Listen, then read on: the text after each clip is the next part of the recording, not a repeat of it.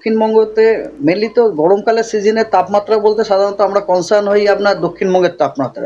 দক্ষিণবঙ্গের তাপমাত্রা আগামী ২-৩ দিনে আমরা ২ থেকে ৩ ডিগ্রি বাড়ার সম্ভাবনা দেখতে পাচ্ছি।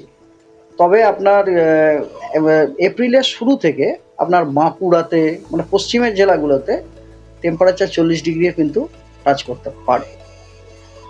আর যেহেতু এই দক্ষিণবঙ্গতে আপনার বললাম ২-৩ ডিগ্রি টেম্পারেচার বাড়ার সম্ভাবনা আছে, তার সাথে সাথে কন্ডিশনটা অনেক বেশি হিউমিড হয়ে যাচ্ছে, কারণ বে অফ বেঙ্গল থেকে আমাদের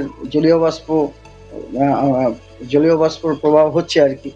সেই কারণে মানে সেই কারণে আমাদের ডিসকমফোর্টটা একটু বেড়ে যাবে আর কি, ডিসকমফোর্টটা বেড়ে যাবে।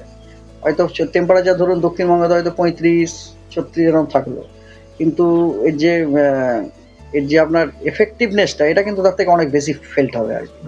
ধীরে ধীরে পরিবর্তন হচ্ছে, যেমন আজকে খুব লাইট রেনফলের আমরা দক্ষিণবঙ্গ দিয়ে শুরু করা যাক। প্রথমে দক্ষিণবঙ্গে আজকে আমাদের রেনফল ফোরকাস্ট হচ্ছে আইসোলেটেড রেনফল, মানে মাত্র 2টি জায়গাতে, ঝাড়গ্রাম এবং মেদিনীপুরের 2 ডিস্ট্রিক্টে। আইসোলেটেড মানে এই এলাকাগুলো 25% এরিয়া থেকে কম জায়গাতে সেটা পুরো হালকা বৃষ্টি, নট ইভেন মাঝারি, হালকা বৃষ্টির সম্ভাবনা আছে। তবে এই যে এটা আবার কিন্তু আপনার উইথ টাইম মানে ডে আফটার আগামীকাল কিন্তু আমরা পুরো ওয়েস্টার্ন ডিস্ট্রিক্টগুলো, পশ্চিম মানে সাউথ বেঙ্গলের যে ওয়েস্টার্ন ডিস্ট্রিক্টগুলো মানে পুরুলিয়া, বাঁকুড়া, সমস্ত ওয়েস্টার্ন ডিস্ট্রিক্টগুলো, এই ওয়েস্টার্ন ডিস্ট্রিক্টগুলোতে আপনার হালকা বৃষ্টিপাতের সম্ভাবনা আছে। আর 31 তারিখে গোটা গ্যাঞ্জেটিক ওয়েস্ট বেঙ্গলের সবকটি জেলাতে হালকা বৃষ্টির সম্ভাবনা আছে।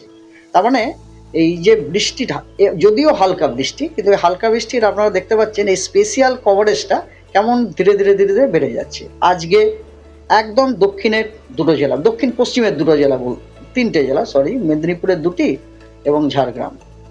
কালকে দেখুন পশ্চিমের সবকটা জেলা, পরশু দেখুন এন্টায়ার গ্যাঞ্জেটিক ওয়েস্ট বেঙ্গলের সবকটা। এটা হচ্ছে আপনার বৃষ্টিপাতের, তবে সব বৃষ্টিগুলোই কিন্তু হালকা বৃষ্টিপাতে আর কি, হালকা বৃষ্টিপাত এবং আইসোলেটেড রেনফলের